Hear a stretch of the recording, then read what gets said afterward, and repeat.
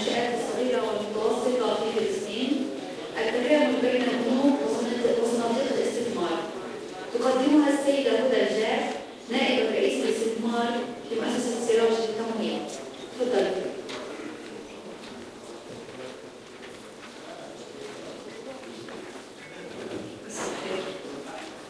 I guess I'm lucky. Everybody ate, so they're recharged. And everybody said everything I was going to say, so I don't have to say very much. First of all, I'm happy to be here. Thank you for inviting us to speak on behalf of funds. I have the pleasure of working for Siraj Fund Management Company, which is a Mossad International subsidiary. So what I'll do, first I'll have to figure out how to use this.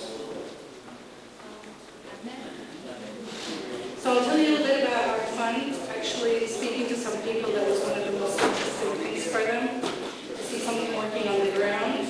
Then I'd like to talk a little bit about funds and emerging markets and their importance. Then we'll move on to the opportunity and the challenges. Rami said he had gray hairs. I think the other gray hairs ended up on my hair, and some of our team members lost theirs. And then we'll talk about partnering for success. So what is our fund? Multiple types of funds. Ours is a private equity and growth capital, which means that we invest in viable companies exclusively operating in Palestine. So at least 80% of the operations has to be in Palestine for us to even consider. We look for companies with the potential to be market leaders or to be able to address some kind of export market. A big component of our investment strategy is capital cannot be the only need. We have to bring some kind of value add because we're not silent, we're quite involved, and we need to be involved in determining the success of this company. So we look for companies where technical assistance and training will actually allow them to achieve their aspirations. Social impact is important, job creation, capacity building, and not just at the portfolio, but even at the fund management company. Siraj Fund Management Company is the first Palestinian privately held fund management company. So it's very important that as we manage this fund, Fund 1, that we build capacity in the whole fund management industry. So there's a lot of focus on our team inside and also a lot of work with the portfolio companies. So what are our exit strategies? Obviously there are the three. Our preference is always to sell back to the owners. If it's a small family-owned business, then most owners want to know that they can buy back their shares after we exit. And so we work with them and we discuss what their options are up front, even before we invest. So sell back to the owners is usually preferred for them, and we work towards it. IPO is the next, and then also selling to strategic investors. So our fund size is 90 million. Our target was 80 million, and we closed 12% above target. So people say, well, was that the easy part? Now that we're working on it, maybe fundraising was the easy part. Now we got to make money. Investment size, we start at 250,000, and we go up to several million. Up to 15% of the fund can go into one investment. And we expect to basically invest in about 30 companies, about 30 portfolio companies. We'll take a look, obviously, based on the mix that we get. The fund term is, it's kind of cut off a little bit. I'm going to try to remember, okay? The fund term is 10 years, which means that we will start exiting in 5 to 7 years from an investment so that we can get out. Returns, we promise our LPs or our investors a return of about 15% year to year. So we have a pretty aggressive target for them, and we need this fund to be successful because we think that there's a lot of room for funds to come into Palestine. Okay, I can't remember that part.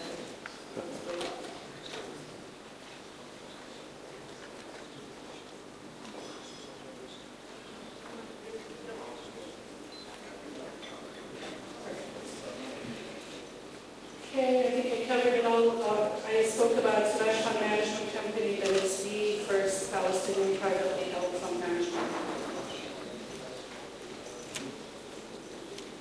Okay, so where we are. The fund closed on February 3rd. Actually, that was the final close. Yesterday, we had the anniversary of our first close. 10 investments so far, approximately 10 million committed. Not all of them dispersed, but a majority of those dispersed already. We have a nice mix. We have an investment as low as 250K, and we have, most of them are 1 to 3 million. So we go from 250K to several million. We're in multiple sectors, so we are allowed to invest in any sector, pretty diverse, except of course alcohol, tobacco.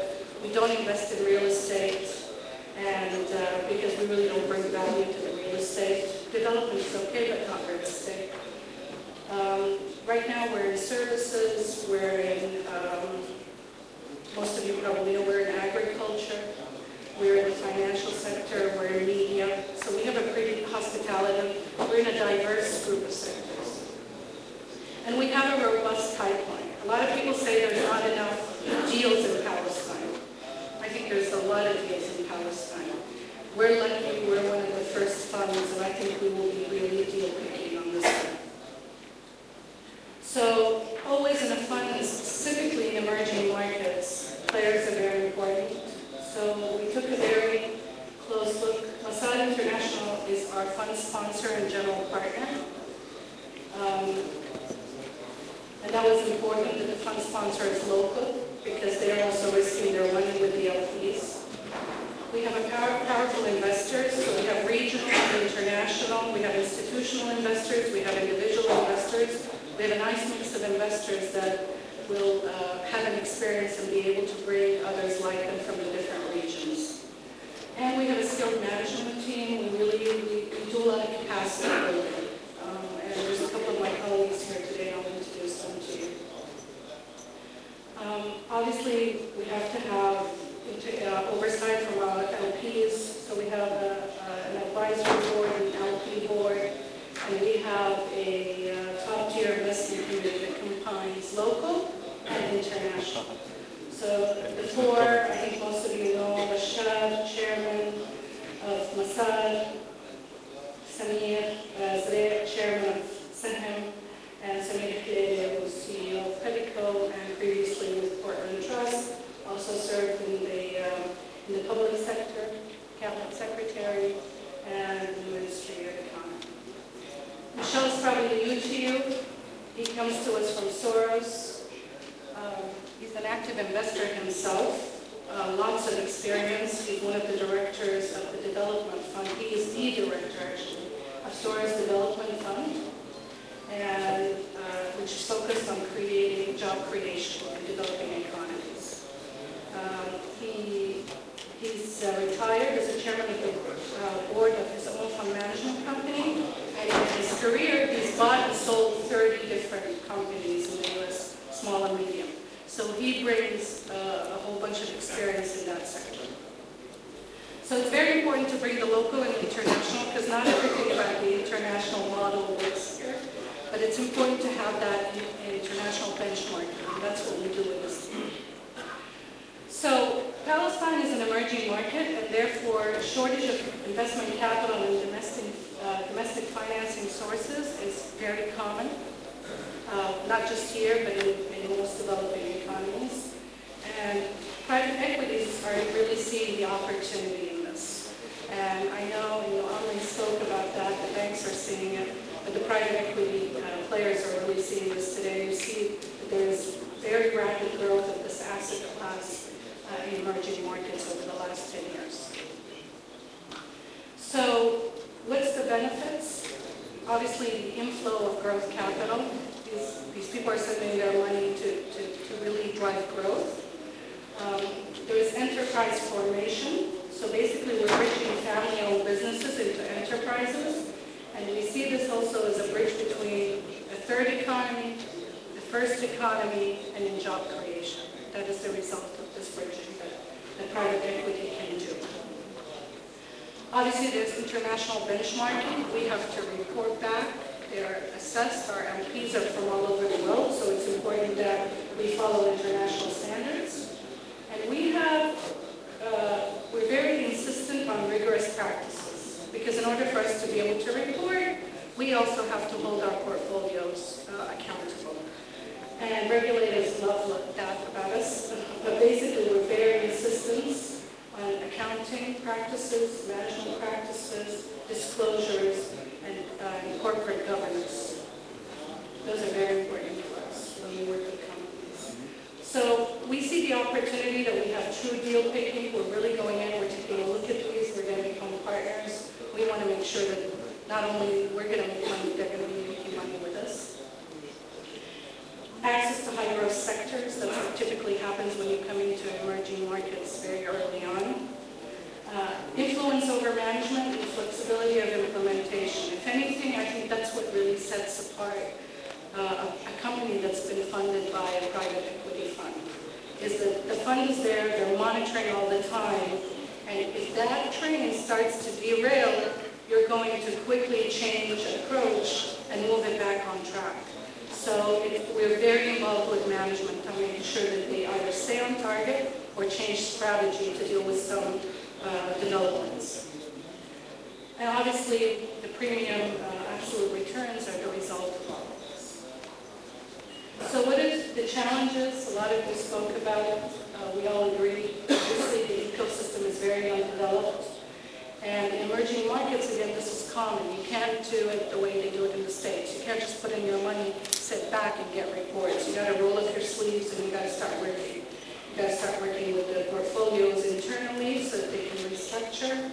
This is a cultural change. You're taking, in most cases, a family-owned business, turning them into an enterprise, preparing them for growth, and then going on a fast track because you need to exit. So it's a lot of work that needs to be done, and you need to get to work on it.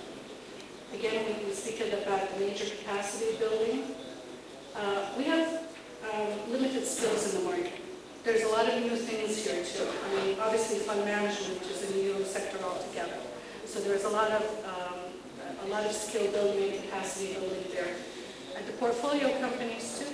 I mean, finding managers that have experience where they're either in turnaround or taking a company into a growth mode or turning around a company. There's limited skills around the world, let alone here. So we really have to deal with this, and there has to be a lot of capacity building and money set aside to do this. Regulatory system is still nascent. We don't have some of the tools that give some comfort to investors. So preferred shares, things like that, are not addressed in the laws. We need to work on it. So the whole regulatory, legal, financial tools, all of that has to be dealt with. Government incentives of protection, that is critical. We talked a lot about tax incentives. We need government to get involved in protecting markets. There is a lot of viable markets for local products, but what we need is for the government and the regulation not to, I know a lot of people say, well, we have agreements. We can't stop Israeli products from coming in. Nobody said stop agreements. You know what you do? You make them competitive so they take over the market. And there's a lot of tools to do that, so that the consumer chooses the local product. It doesn't get forced into it. So I think there's a lot of work to be done there, and banks, and I apologize, I know you're all bankers, but they're still very risk averse. So these are some of the challenges that we're seeing our portfolio companies deal with. So the keys to our success that we think are important is that we have to understand this is a partnership where we're not lending, we are actually, in bed with these guys, so this is a partnership. We need to bridge our two cultures together. Patience is key on both sides. So we work together to make sure that we can bridge that gap. Educating and empathizing with the entrepreneur we found is very important. So we're strict, stringent, but it's a process that we go through. And the main issue is that you need to alleviate quite a bit of discomfort, but mostly the loss of total control. You have to remember this entrepreneur entrepreneur made every decision in the company. Now you're going to come and say, we're going to build a structure, there's going to be a marketing manager, a financial manager, there's a board, and you need to report to them. So there's a lot of issues with letting go of control and the intrusion that comes from our shareholder. Eventually, once they experience it or someone else experiences it, then it becomes much easier to work with them. So obviously, for the partnership to be successful, entrepreneurs, number one, the regulators really need to get the system so it is comprehensible to other investors when they come in. The government can play a big role in this. If I may go back to the PMA, one of the main issues that I'm concerned with today is this whole issue of related parties working with banks. This is a very small market.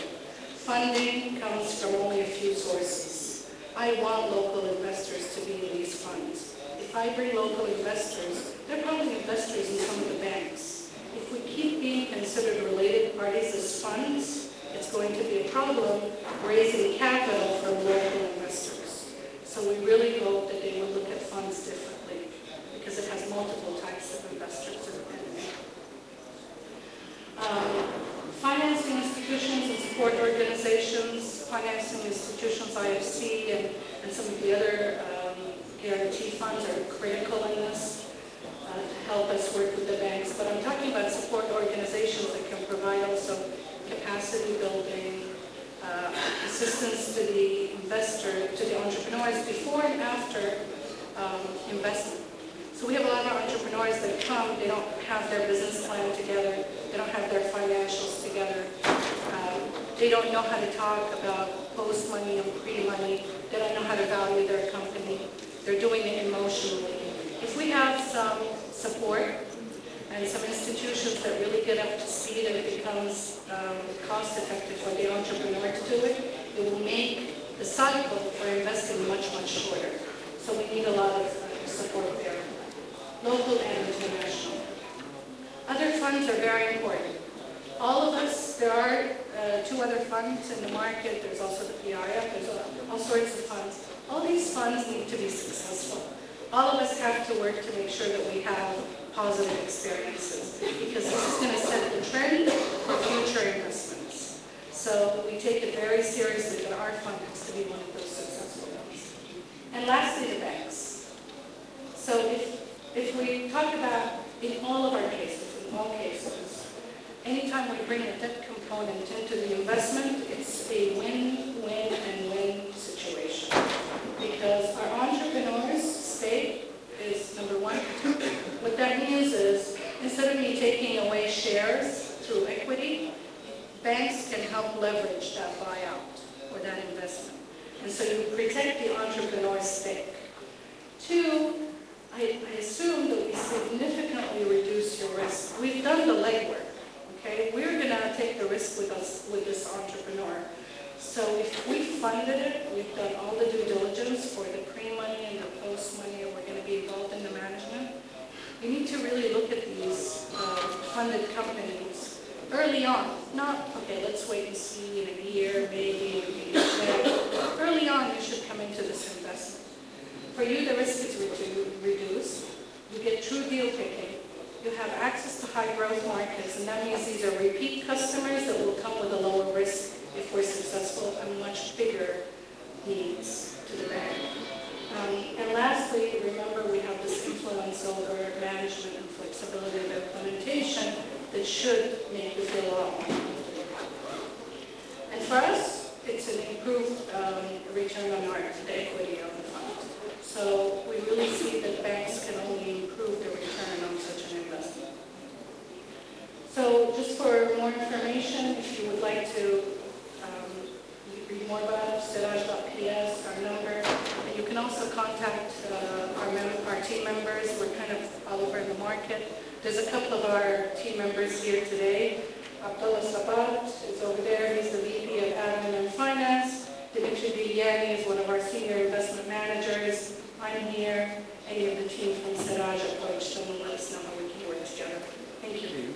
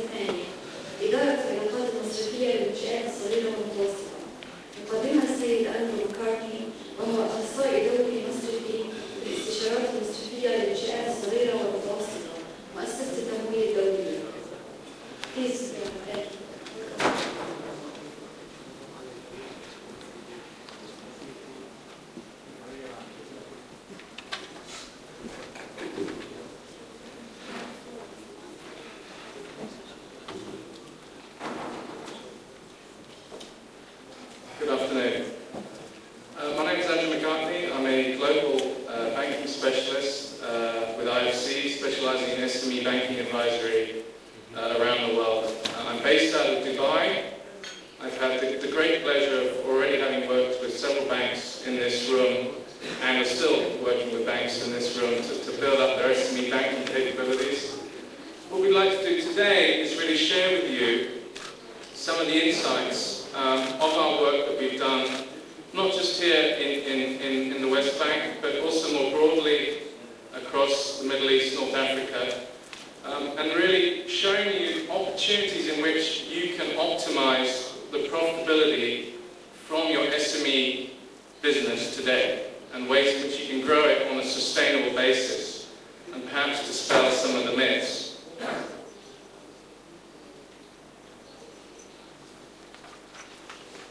Today in Palestine, what we see, typical banking models we see that operate with the SME segment, typically SMEs being treated as corporate clients, heavily collateral based, relatively low levels of innovation compared with other banks across the Middle East and globally in terms of cost-effective methods to dealing with the segment, and very much an emphasis almost solely on lending as opposed to banking to the SME. And I think this is an important point that I'll be talking more about in a moment. And I think there are 6 main challenges that we see, and these when dealing with the SME here in this market. And I think these are challenges that are in many or most markets today, but I think are fairly pronounced here in the West Bank. First of all, from a bank's perspective, fairly poor knowledge about the customer. So often data is very dirty, know your customer processes are often quite poor, and there's relatively little demographic and firmographic data about SMEs. And the result of that is there's often very little insight as to what makes a client, an SME client, profitable today. Secondly, all the research shows that SMEs are small in this market and often informal and often lack a lot of the financial literacy and education that in other markets banks can take for granted. So there is a need to overcome a skills challenge when dealing with this segment. Thirdly, given the size of this market, there is an inability to achieve massive scale. And so there is a need for maybe 1 or 2 providers here in this market to take on more of a leadership role in this segment, and by doing so achieve scale and profitability. Thirdly, credit data. Yes, there may be credit bureaus coming that at the end of the day, banks are disadvantaged in not having much credit data about these customers today. So how do we overcome that? Collateral, we all know about the collateral problem with SME. And finally, an issue around a fairly volatile business climate. So, in making money out of the SME segment, and as bankers, obviously that's what we're about, how do we overcome these challenges? And this in many ways is the ultimate examination question when it comes to SME banking in these type of markets. So what I'm going to do now is very quickly go through the types of areas that we find and infrastructure you can put in place that can overcome or bypass some of these challenges. I think the first thing is when you look at segmentation. Today, most SMEs are viewed very much from a product basis, not a relationship basis today. If you look at a typical organizational chart for a bank in this market, there is very little segment-based focus. It is very product and distribution-based today. Often, there is a lack of what we call single customer ownership. There's not a single place in the organization that has complete profit and loss responsibility for this segment. So you have the asset side and you have the liability side split out quite often. And whilst you may have a number of 100 or 1,000 borrowing SMEs, you may have, by order of magnitude of that, in terms of non-borrowing. So this is an actual, on on your right-hand side there, I've disguised the figures deliberately, but when we came into this client, they said they had 13,500 SME clients today. We then went off and did some data mining with their data jockeys, and we looked at what their total real set of SMEs were. They didn't have 13,500, they had over 400,000 SME clients. They were hidden in different parts of the bank, in the credit card portfolio, in the agri portfolio. So at the end of the day, you may well have a much bigger SME business than you think you have today. But the main thing is to develop segmentation criteria that enable you to capture that view and to show the true value of this segment to your shareholders and your balance sheet. I think another aspect with a market like this is that you have a relatively small number of sectors. So, for example, services are very important, traders are important. And I think that also lends itself to actually developing a much more granular knowledge and insight into what makes this segment and these sub-segments profitable. One area we're finding a growing interest in around the Middle East, and in fact globally, is developing specific proposition for female entrepreneurs that are often particularly disadvantaged in many markets. And all the research shows that these are often very good customers indeed. They're better credit risk, they save more, they're more loyal, and you capture them, you also capture the family wallet, so you also capture the husband's business ultimately.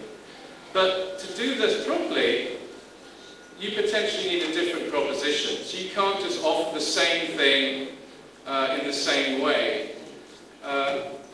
So it lends itself to much more specific proposition to target.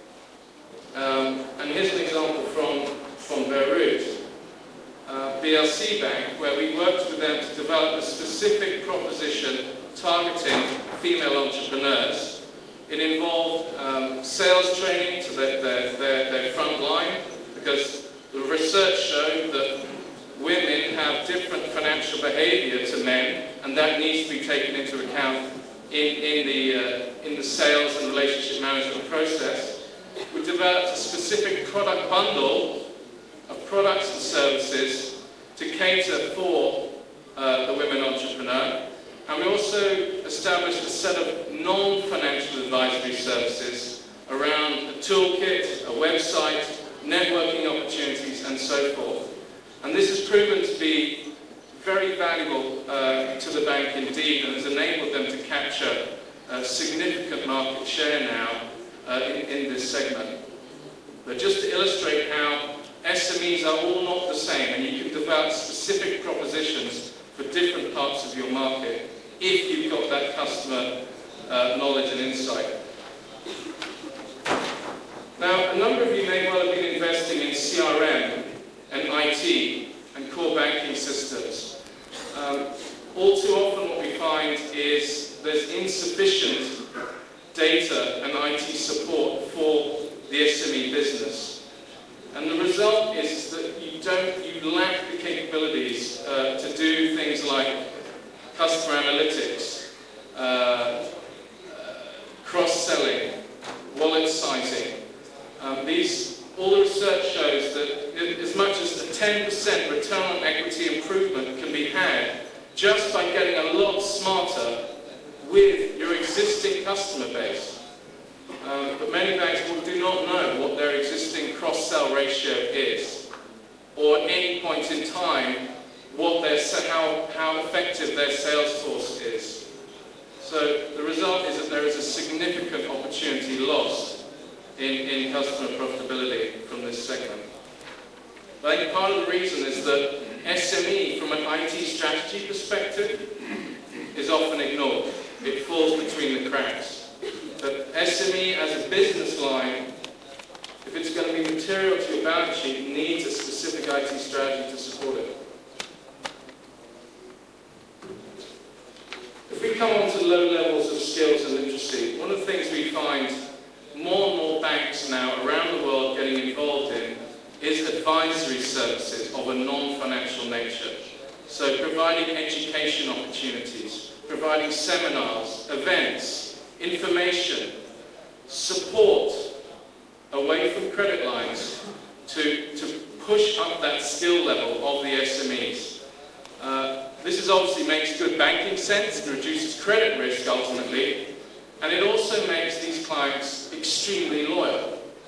So if you look on the right-hand side there, the example of ICICI Bank, the market leader in India, with well in excess of 1 million SMEs in their portfolio today, they use a whole variety of different mechanisms around events. They have consultants, trainers, they have a knowledge series for SME CEOs, they have workshops for SMEs, they have awards for best entrepreneurs and so forth. So there's a variety of ways in which, as a bank, you can add a lot of value in this space, and it makes good business sense. It is not a charity act. It makes good business sense. And this is another thing that our research is showing, is that this stuff pays for itself in terms of new business development.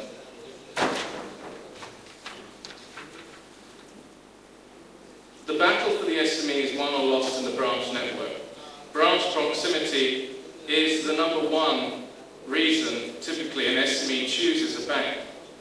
But all too often what we find in markets such as this is that the branch networks are poorly utilised. You're expanding the networks often at quite a pace, but all too often productivity is very low. There's often a lack of dedicated resources in the branch looking after the SME portfolio. There often aren't SME targets in the branches, and it's left to the branch managers themselves to decide where they make their targets. The result is that often the SME productivity from the network is very low. So in terms of what needs to be done, often you need to make a fundamental review of your existing sales model you've got in your branch, and reevaluate it. Processes right now on the credit side are still fairly lengthy. You're typically adopting corporate style processes, and that's impacting your profitability if you're able to measure profitability.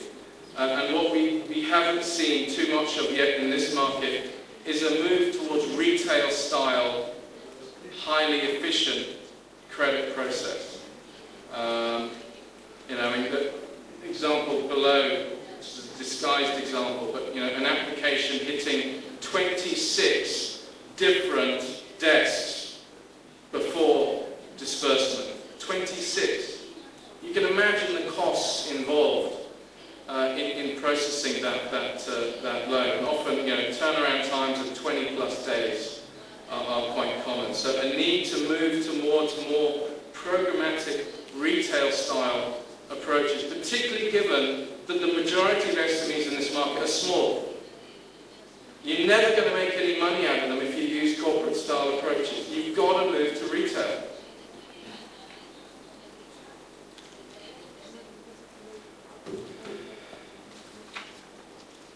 The other area that we're seeing banks getting more investing in is on the alternative channel side, whether it be ATMs, and now we're seeing payments and mobile banking coming in.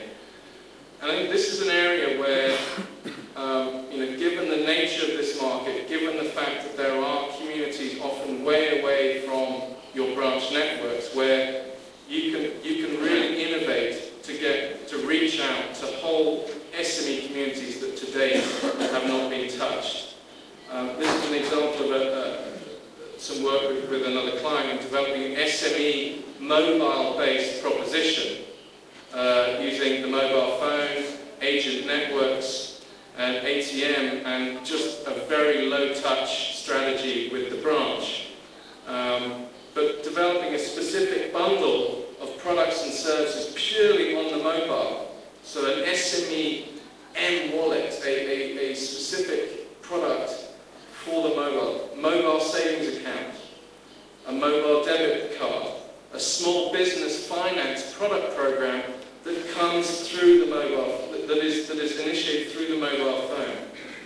Now clearly to do that you need the infrastructure and technology in place, and it needs some fairly significant design and redesign of products.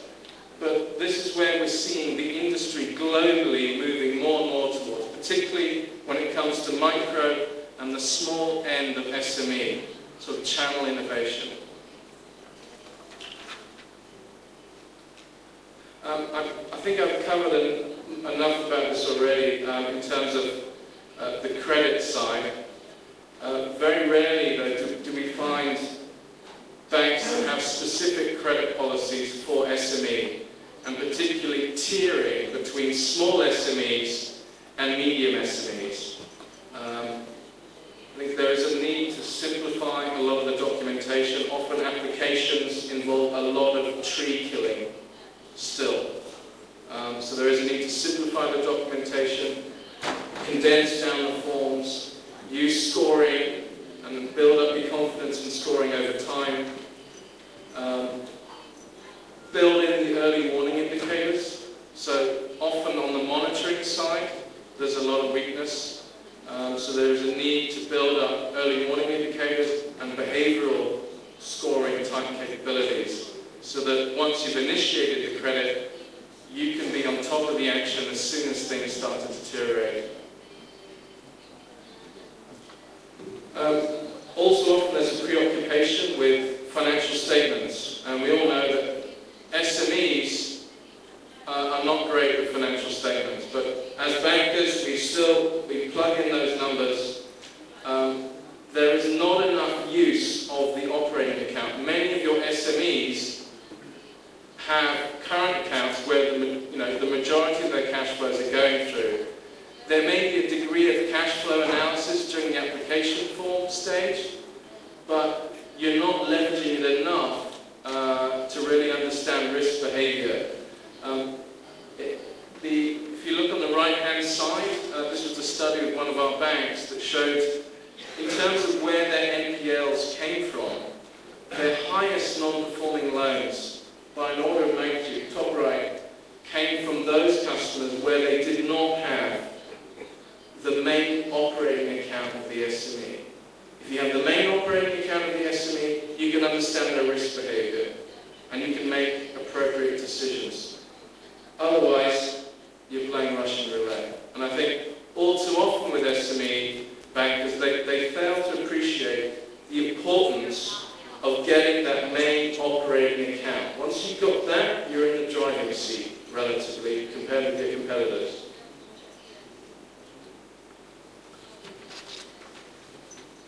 And I think related to all of that as well is a need to look at alternative risk assessment approaches, to move towards a 360-degree view of risk. And with SME, it is more challenging. There are more inputs you've got to consider. You've got to make better use of that application data. You've got to look at the deposits data and the behavior there. You may want to take a bureau score, but fundamentally you need a database where you bring all of this together that then allows you to do the scoring and the monitoring that you need to do, whether it be at application stage, whether it be during portfolio monitoring. But very few banks today in this region get this right. Very few have this 360-degree view and have the capabilities down at that bottom right-hand side.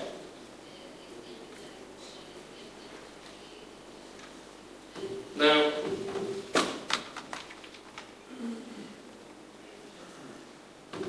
clean lending is always gets everyone's eyes rolling back into their heads at events like this.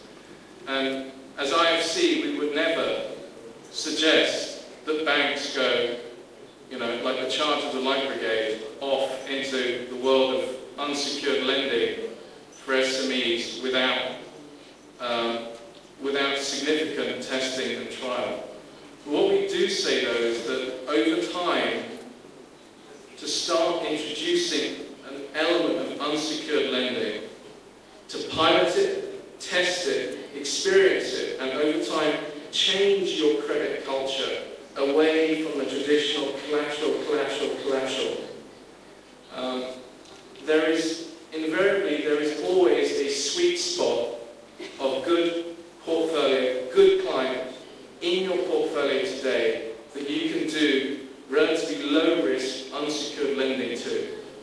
good customers that you're still demanding a lot of collateral from today. So we would suggest, develop your product, your processes, and pilot it on these parts of your portfolio first, and over time, extend it out. There's also another area in which you can get around the collateral issue is by adopting more of a supply chain approach.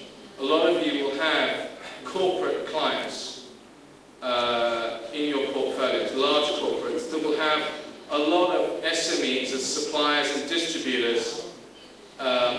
You can tap into that supply chain with your corporates, develop specific products that on the back of receivables, etc., from these corporates, you can provide finance in a very low-cost way. I mentioned ICICI earlier. Over 42% of their lending is done on a supply chain basis, on the back of large corporate names. So effectively, the credit risk is taken on with the large corporate, not the SME. And that allows you to do minimal financial evaluation of the SME and effectively no collateral, or partial. Just to finish off, a little bit about IFC and what we do. We're part of IFC Advisory Services. We have a set of products and solutions that we offer to clients, ranging from kind of strategic advisory, benchmarking, strategy development, right through to much more specialist products around gender, energy efficiency, green loans, trade finance, toolkits for SME, and such like. We offer a comprehensive solution set to banks, and we often work with our investment colleagues to package it all up together. Also, if you're interested, on our website, we have a range of tools that can potentially support you. We have what's called the SME Banking Knowledge Guide, which is a set of best practices from around the world in case studies. I think there are some copies on the desk. Some of you may have picked them up. There are SME banking training programs that we offer to the industry, as well as to individual clients. In fact, we conducted one of these training courses about a year or so ago in conjunction with the CHF. Most recently, we put out a customer management best practice guide. So a lot of the areas I've talked about today, if you're interested in, around activation and cross-sell and CRM, a lot more detail in this guide. As well as that, we have some other tools on the right-hand side in terms of benchmarking. So you want to benchmark yourself against regional peers and against global best practices. You can sign up for that. We have segmentation tools that you can use, and other articles and pieces of thought leadership over time. So we would actively encourage you to come to our website and take some of these downloads. We also have now a LinkedIn site with thousands of members that is getting increasingly active. So again, if you're interested, we can give you details on and an invitation to join the SME Banking LinkedIn site. And that's it. That's all I've got for you this afternoon, and available for questions. Thank you.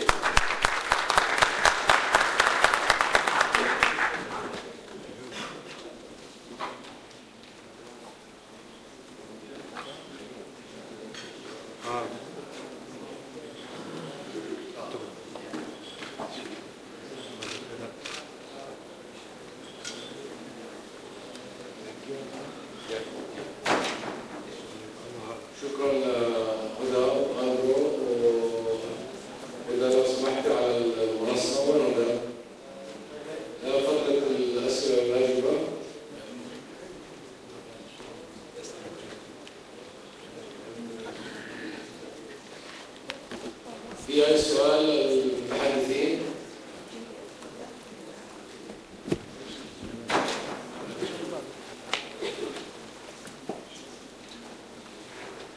أي سؤال؟ طيب أنا بدي أسمع.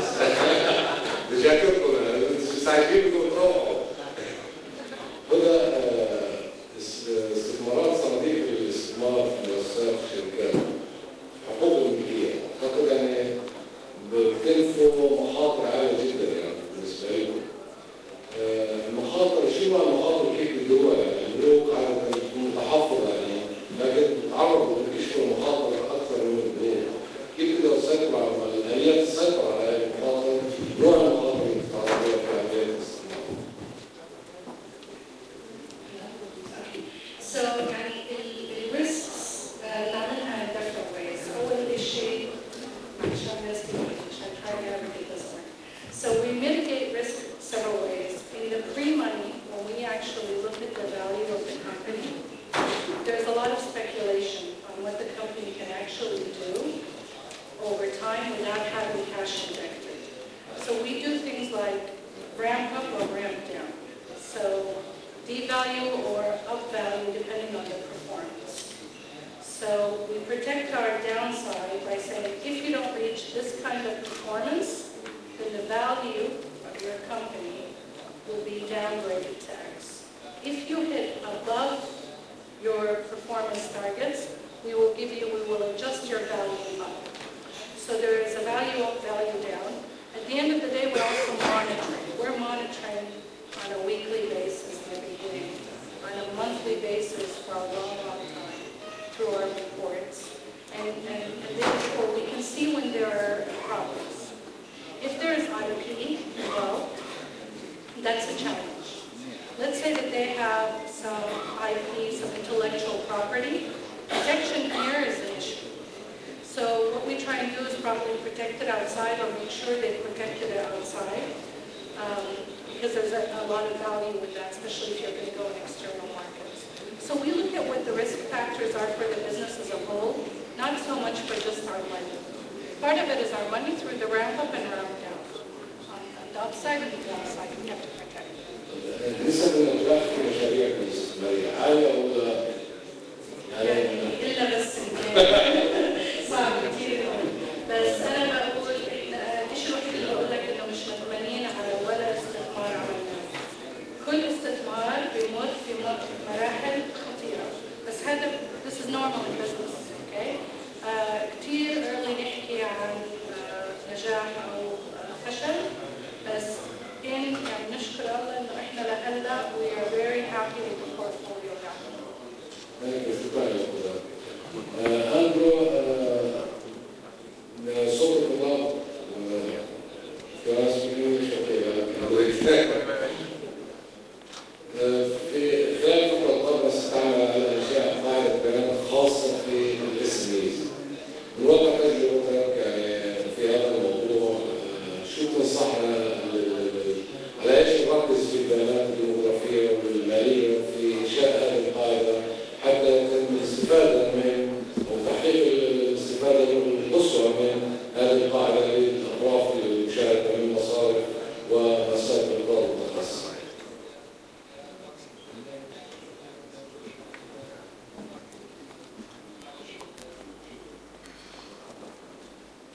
Thank you.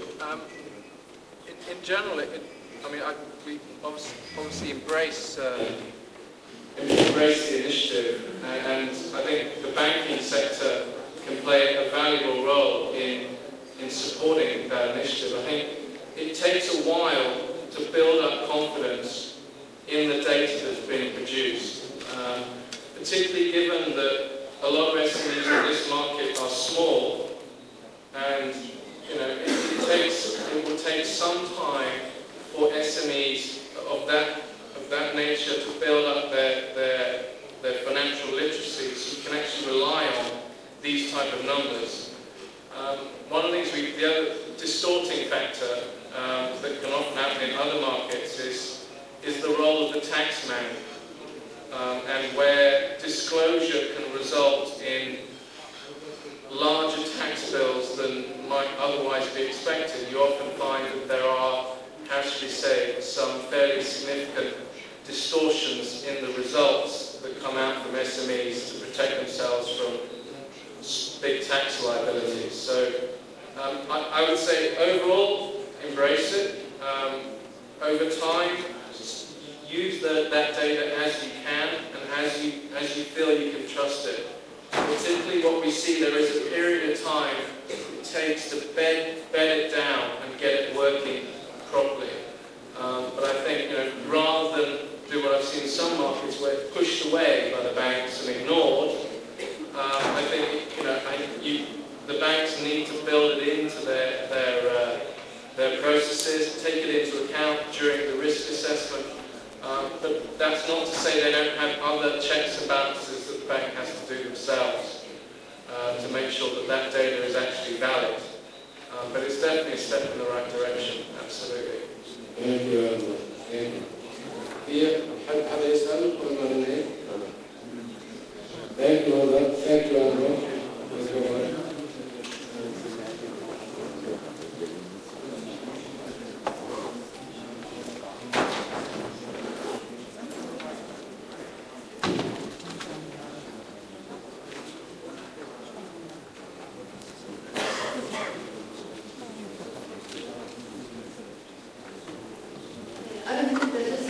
النقاش في ايفالويشن بورد موجود على الطاولات، بس اذا تذكرتوا بس تعبوه طلب من IFC، وفي كمان publications hard copies للIFC موجودين على الريجستريشن اذا في حدا بحب ياخذ كوبي. حركة النقاش عنوانها الواقع الحالي والآفاق المستقبلية للجهاز المصرفي بالتعامل مع المنشآت الصغيرة والمتوسطة.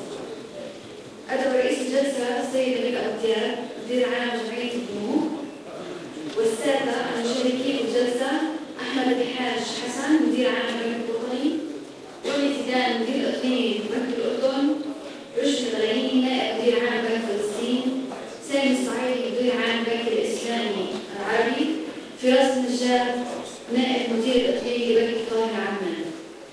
شكرا.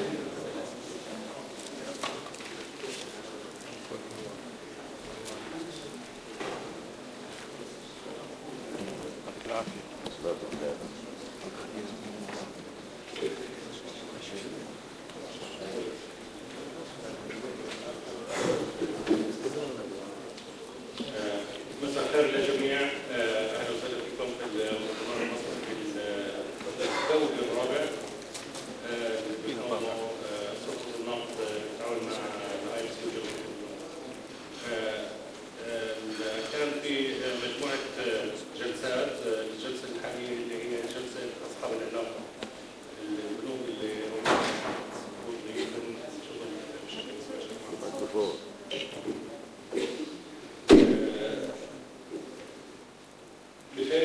محور المؤتمر بنفس موضوع اللي هو الاكسس تو فاينانس حسب الادبيات المعتبره للIFC في 4 محاور لازم يتم العمل عليها. واحد منها اللي هو البزنس كلاينت حسب التقارير تبعت الIFC كمان اللي هو الدوين بزنس تبعهم اللي هو واحد من هاي العناصر اللي ممكن نشتغل عليها. زي ما شفتوا في الادبيات الIFC في 4 محاور يتم الشغل عليها، احنا هون عم نغطي محور ثاني واحد من ال4، وبالتالي انه المفروض كل دور المؤسسات، كل مؤسسه من المؤسسات وكل قطاع وكل جهه تقوم بالدور اللي عليها حتى تكون البنوك مستعده انه توفر فرص التمويل اللازمه. احنا في عندنا 5 على البانل، راح نبدا بالسؤال الاول ناخذ باليمين. راح نسال الاخ رشدي الدولي عن موضوع يعني في عمليه ربط ما بين الرياده والمشاريع الصغيره والمتوسطه. في علاقه عضويه بين الSMEs والانتربرنورز. فهل ترى انه المجتمع الفلسطيني بشكل عام هو من المجتمعات الرياديه في خصائص الرياديه؟ الجزء الثاني من السؤال، هل في خصائص خاصه بالمشاريع الصغيره والمتوسطه في فلسطين من خلال تجربتكم في فلسطين؟ تفضل.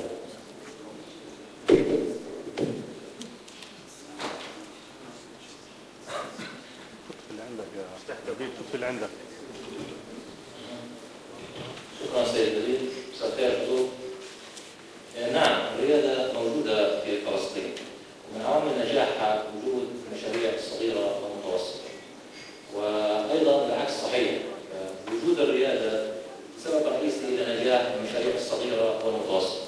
إذا يوجد في فلسطين العديد من المؤسسات سواء المحلية الفلسطينية أو الدولية الممولة أو المدعومة من الخارج، تساعد الرواد على تقديم تمويل للمشاريع الخاصة فيها. لكن من وجهة نظري أنا يجب على البنوك في فلسطين، كل البنوك والتي تمتلك رؤوس أموال أكبر بكثير من هذه المؤسسات، أن تقوم بدعم هذه المشاريع لتغطي الطلب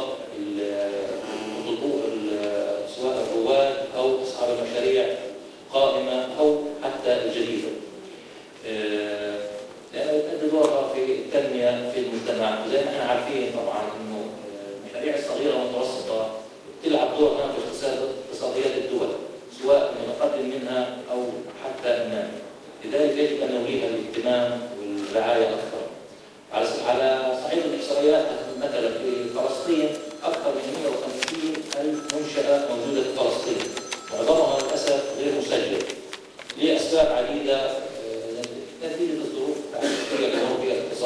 الفلسطيني وتجاوز القوانين الضريبية وأخرى. فحتى معظم هذه المشاريع كان حصل في ملكيات شخصية أو فردية. وأما بالنسبة على مستوى التصنيف فإحنا في فلسطين بشكل عام زي ما في معظم دول العالم لا يوجد تصنيف خاص ومحدد للمشاريع الصغيرة والمتوسطة. فمنهم من يصنفها على عدد عمال المنشأة، منهم من يصنفها على رأس المال العامل، منهم من يصنفها على حركة الدوران في البنك أو مبلغ التمويل المطلوب. في بنك فلسطين تجربتنا احنا الشخصية في بنك فلسطين احنا عندنا تصنيف من حتى 15 دولار احنا بنسميه قروض متناهية الصغر، المايكرو فاينانس اللي هو مش موضوعنا اليوم. لكن من 50,000 دولار لحد 50,000 دولار احنا بنصنف مشاريع صغيرة، ومن 50,000 ل 500,000 تصنف مشروع متوسط. هذا التصنيف الخاص فينا احنا في بنك فلسطين بشكل عام. لكن انا بحب احكي في نقطه انه المشاكل اللي تواجهها البنوك في تمويل هذه المشاريع وما يجب عليها ان تقوم فيه. اهم شغله بنواجهها احنا عدم وجود قوائم ماليه تاريخيه لهذه المشاريع. وهذه ببساطه ممكن التغلب عليها من خلال اللجوء الى بعض المؤسسات المتخصصه اللي تقوم بإيجاد هذه القوائم بتكلفه بسيطه. الموضوع الثاني اللي هو موضوع الضمانات والفوائد تحديدا.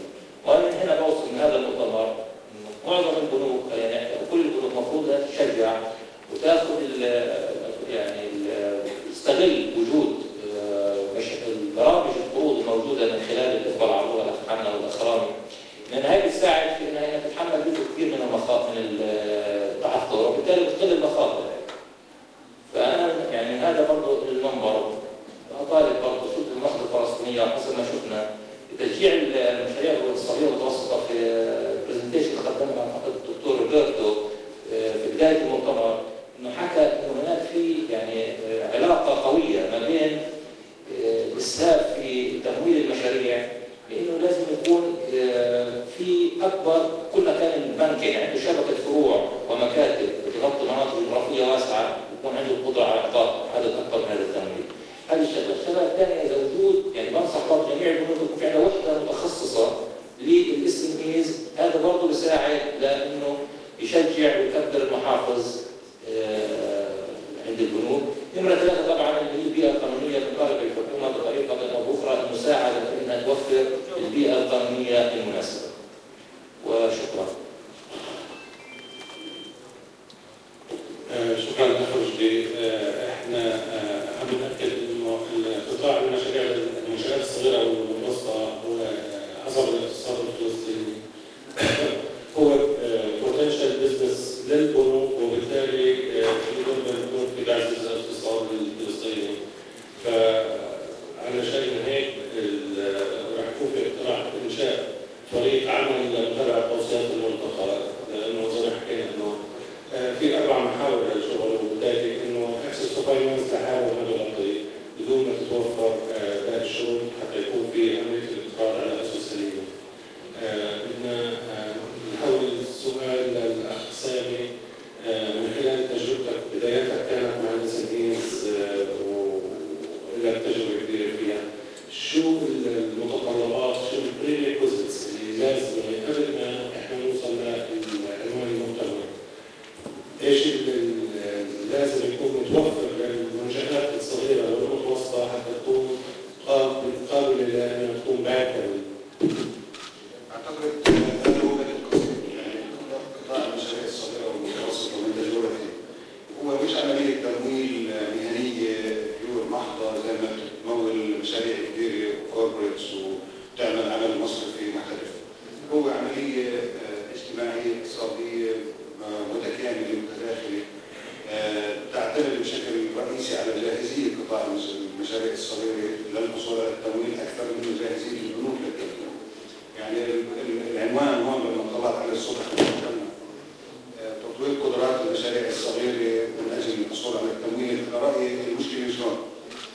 الكلمات اللي انحكت اليوم الصبح او اثناء اللقاء حكت على جاهزيه البنوك، كيف ممكن نعمل تشتغل البنوك وتجهز حالها، وكيف البنوك اخر كلمه انحكت في عندنا اشكال ويعني بتدير المشاريع الصغيره على اعتبار انها ريتيل، مره بتديرها على اعتبار انها كوربريت الى اخره. المشكله مش في البنوك، المشكله في القطاع نفسه. اذا كان القطاع نفسه جاهز بتقديم نفسه للبنوك بشكل جيد ومتكامل، تستطيع البنوك انها تتعامل معه بشكل جيد وبشكل ايجابي. بالتالي بجوز حكت اثناء الندوه في المتكلم المتحدثه إيميلي اعتقد حكت على طلعت النتيجه لما خلصت كلمتها انه قطاع المشاريع الصغيره هو الدرايفر للايكونوميك ديفلوبمنت، يعني هو الاساس للتقدم والاساس للنمو. وحكت انه قطاع المشاريع الصغيره فريد في بطبعه. بالتالي احنا في فلسطين اذا بدنا نشتغل مع المشاريع الصغيره بشكل كويس لازم نكتشف ما هي ثروات هذا القطاع، شو طبيعته وكيف تكوينه، كيف نأهل هذا القطاع بحيث يكون جاهز للتقدم للبنوك. من هنا باعتقادي نقطة البداية. نقطة النهاية للتمويل في الاستثمار لما حكت عن الموضوع صناديق الاستثمار اللي حكى انه في تمويل عند صناديق الاستثمار المختلفة اللي هي مستثمرة. لما حكوا الشباب على موضوع صناديق الضمان حكوا انه في بوتنشال من صناديق الضمان غير مستخدمة. لما تحكي البنوك بتحكي انه نسبة تمويلها للبنوك المشاريع الصغيرة منخفضة جدا. طب ليش رغم وجود التمويل؟ يعني إذا تطلع على كم نسبة التمويل حسب الاحتياجات المطلوبة لقطاع المشاريع الصغيرة، الدراسات المختلفة بتقول إنه في عندنا حاجة تقريبا 500 مليون دولار. قديش نلبى منها في كل البنوك والمؤسسات الصغيرة؟ تقريبا 15% من هذا الحجم، بالرغم من وجود صناديق الضمان وصناديق الاستثمار، وبالرغم من وجود اكسس في الفلوس هنا في البنوك، يعني 80 مليار ما شاء الله ودائع، بس مش قادرين نتعامل مع المشاريع الصغيره رغم. برجع للسبب الرئيسي عدم جاهزيه المشاريع الصغيره لتقديم نفسها. شو المطلوب؟ نيجي للسؤال. طبعا اهميه المشاريع الصغيره مهم نحكي فيها. في فلسطين انا رايي لا تقدم في الاقتصاد الفلسطيني بدون معالجه مشكله المشاريع الصغيره. احنا عندنا مشاريع صغيره 99% مش 95% زي ما حكى واحد من الكلمات. عندنا 99%. المشاريع الصغيره بتشكل المستهلك الرئيسي في البلد. المشاريع الصغيره بتشكل تقريبا بتشغل 85% من العماله اللي بيشغلها القطاع الخاص. المشاريع الصغيره بتشغل 54% من كل العماله الفلسطينيه. المشاريع الصغيره سبب او من حيث الادخار تدخل في القطاع المصرفي اكثر من 2 مليار. يعني عندنا 1,300,000 مدخر، وخصوصا في الحسابات التوفير معظمهم من اصحاب او من القطاع المنتج للمشاريع الصغيره ما بيستفيد منها بشكل مباشر، بتتحول للكوربريت. المشكله قطاعيه، المشكله في تطوير قطاع المشاريع الصغيره. كيف ممكن نطور قطاع المشاريع الصغيره؟ ممكن نرجع لتجارب اخرى نجحت كثير في بلاد مختلفه زي البرازيل، زي مصر كان فيها صندوق التنميه الاجتماعيه. البرازيل هي الرائده في هذا الموضوع، عملت سلطه خاصه لرعايه المشاريع الصغيره. معلش يعني طولت شويه، بس هذا هو بيت القصيد لتطوير المشاريع الصغيره. اذا ما ادركنا انه يجب تطوير قطاع المشاريع الصغيره من خلال انشاء سلطه او صندوق او وحده خاصه برعايه قطاع المشاريع الصغيره بشكل شمولي، بشكل كومبريهنسيف، تهتم في احتياجاته في التسويق، احتياجاته في التدريب، احتياجاته في التطوير الفني، احتياجاته في تطوير انتاجه بحيث ينتج انتاج افضل. بعدين بيجي موضوع التمويل. لما ينضج هذا القطاع ويصير عنده امكانيات مناسبه لعمل مشاريع جيده ومشاريع تعتمد على الكاش فلو، وبالتالي انا بامكاني اعطيهم بدون ضمانات، بعدين بصير التمويل سريع جدا والتمويل ممكن جدا. دعوتي بشكل محدد، توصيتي ان تنشا في فلسطين مؤسسه سميها سلطه، سميها صندوق، سميها هيئه لرعايه وتطوير المشاريع الصغيره. كلمه اخيره، احنا عندنا في فلسطين تقريبا 200,000 مشروع، 2000 كبار، وهذول ال 2000 ممثلات بشكل جيد، مرتبات بشكل جيد، عندهم هيئه التنسيق والقطاع وجمعيه رجال الاعمال والاتحاد الصناعات والى اخره، ممثلين، عندهم قوانين وعندهم وضع كويس. عندك 180,000 مشروع لا لهم ابو ولا عارف ايش عندهم ولا بيعرفوا يفكروا مع بعض، انشاء زي ما صار في كثير من البلاد الناجحه، انشاء هيئه، مره ثانيه بوصل انشاء هيئه اهليه تعمل مع الحكومه بطريقه او باخرى، تعني تطوير المشاريع الصغيره والمتوسطه، تهتم في اولا المتطلبات القانونيه لانه لا في تعريف لهم، في شغله على فكره صارت احنا برا، واحد بيقول تسجيل المشاريع الصغيره في وزاره الاقتصاد مهم. انا بعرف اصحاب المشاريع الصغيره بيهربوا من التسجيل. ليش؟ لان التسجيل اولا بيجيب لهم مصايب وما بيعطوهمش مكاسب. الضريبه بتعرفهم، تصير تطلبهم يدفعوا ضريبه وما حدا بيعطوهم اي مكاسب اضافيه.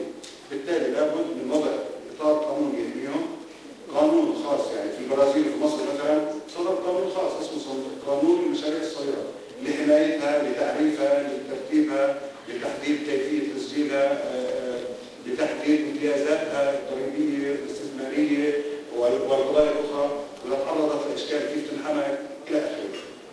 القانوني، التكنيكال اسيستنت، التدريب، التسويق، الستاندردايزيشن الانتاج تبعهم، بعدين بيجي موضوع التمويل.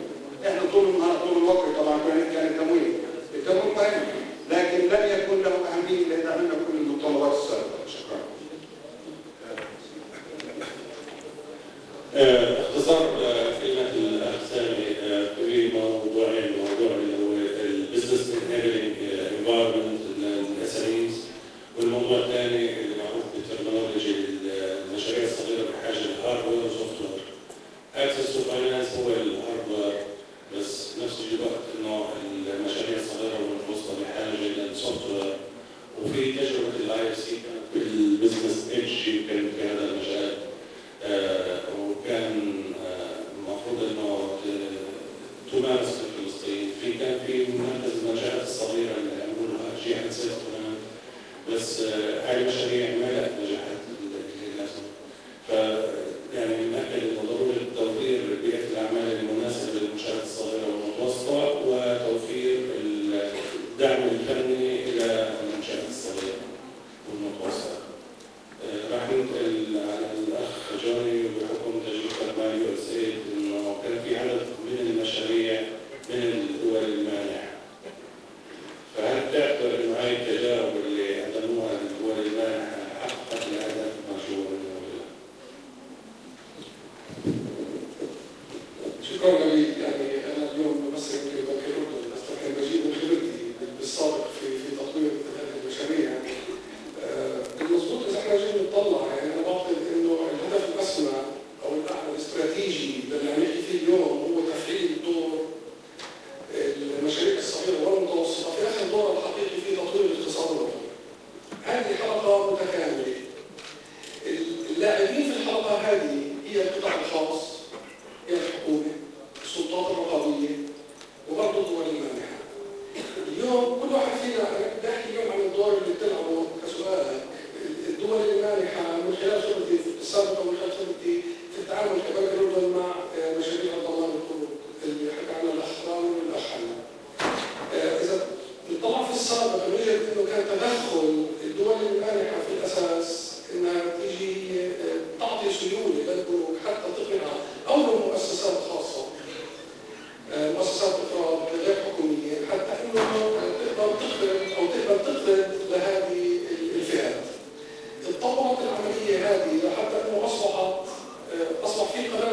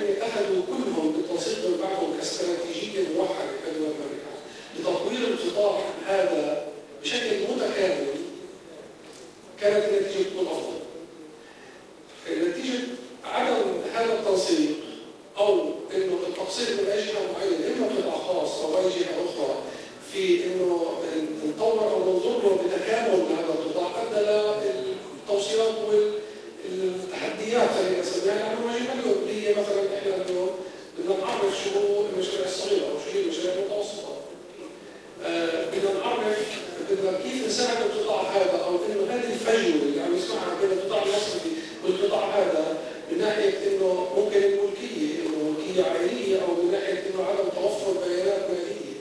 خلينا نقول بسيطه يعني بلاش نحكي بالتعقيد اللي بتأهل الفرق او بتساعده على انه يقدر ياخذ قرار بحجم المخاطر اللي بيفوت فيها في الاخراج. هذا كمان اللي مطلوب منها. في جهه لازم تشتغل على الشيء هذا. بعض كمان الدول المانحه لازم تشتغل مع بعضها بالتنسيق حتى تاخذ هذه الاستراتيجيه اللي كلها لتطوير المشاريع قطاع المشاريع الصغيره والمتوسطه. بصفي في كمان جهد على البنوك انها تشتغل برضه مع سلطه النقد ومع اي جهه حكوميه مثل وزاره الاقتصاد في التعريف التوصل للتعريف الصحيح المتوافق عليه، لانه في حاله احنا توصلنا نقدر احنا نحدد من هذه المشاريع نقدر ندرس احتياجها. وزي ما تفضلوا الاخوان بتجربه ساوث افريكا كيف حددوا وعرفوا هذا القطاع ومن تعريف انه يدخلوا فيه الاعمق يجمعوا المعلومات عنه يشوفوا شو حاجته وثم انهم يطوروا الادوات اللي لازم حتى يوصلوا للناس هذه او للمشاريع هذه. هذا لسه احنا ما وصلنا له وفي عندنا نقص فيه. فلذلك من ناحيه انا بشوف انه الدول المانحه نعم وصلت في نجاحات بمناطق معينه طورتنا من اليوم انه كنا نطلب انه هن يعطونا السيوله حتى احنا نحاول نخلطها للقطاعات هذه، لليوم عمالنا بنقدر انه هن عم بيقدموا لنا ضمانات والتفكير المستقبلي انه اذا انتم اقتنعتوا البنوك او كاي جهه بتعطي قروض للمؤسسات هذه بدها تاخذ الريسك على نفسها لكن بوجود الادوات كلها. بالاضافه من خلال خبرتنا وتعاملنا احنا كبنوك يمكن مشاركه في او كذلك مشاركه مع برنامج الضمانات لمسنا في نجاح وتطور فيه. من اهم هذه التطورات اللي كانت ادت لاسباب النجاح وجود مراكز للدول المانحه او ممثلين لها عندنا، يعني انا اذكر انه في بعض المانحين كانوا يعطوا برامج ضمانات لكن لم يكن هناك تواجد لممثلين عنهم في البلد يشتغلوا اون 1 تو 1 بيسز مثلا مع البنك المشارك. ثانيا انا اعتقد انه قضيه الموافقه على القرض من الدول المانحه اذا طلعوا من ناحيه ايجابيه ما نطلعش انه كعقبه عماله تتعوض وهي ما عم تتعوض ابدا، ادت الى تطور برضه التكنيكال كواليتيز اللي عم بيحلوا الطلب في البنوك. يعني لما سمعنا الاخبار والاحنا بيقول انه في اول انطلاقه البرامج كان يجينا 4 قروض ونرجع 3 للبنك، اليوم عم بيقول لك عم بيجينا 4 بنمشي 4. لانه انا باعتقادي هذه علامه كويسه انه صار في تطور تقني في اللي عم يدرس الطلب وكيفيه النظر الى الطلب. وثم بالمساعده معهم تطورت كمان نظره البنوك لاهميه جدول التدفق النقدي الكشف اللي على اساسه احنا بنقدر اليوم نقيس قدره المشاريع هذه على السداد وعلى انها تتطور وتكبر. انا بعض نعم انهم حققوا نجاح لكن في كثير من التوصيات اللي متاكد انحكت ما بدنا نعيدها بالتعريفات، مشكله في البيانات الماليه، مشكله في الاوتريتش لهذه الناس.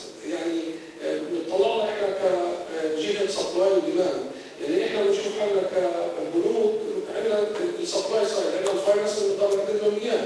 هلا احنا لازم نعرفوا كمان ان البنوك عندها برامج على الاسميز لتطوير هذه القطاعات حتى احنا برضه نشجع ونحفز الطلب من جهتهم للي احنا عم بنقدمه.